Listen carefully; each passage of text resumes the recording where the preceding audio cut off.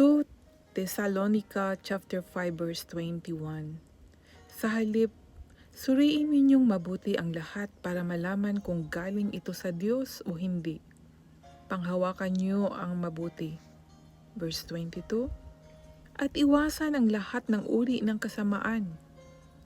So mga kaibigan, tayo po ay manalangin para matulungan po tayo ng banal na espiritu para maging perfect sa mata ng Diyos.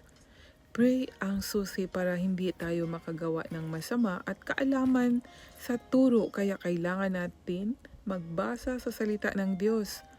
Ang pagbasa ng Bible ay hindi para masiraan ng ulo. Tinatakot lang kayo kasi alam ng iba na pag nalaman natin ang katotohanan ay mag-iba ang ating pag-iisip. Kaya mga kaibigan, magbasa ng salita ng Diyos. God bless po sa inyong lahat.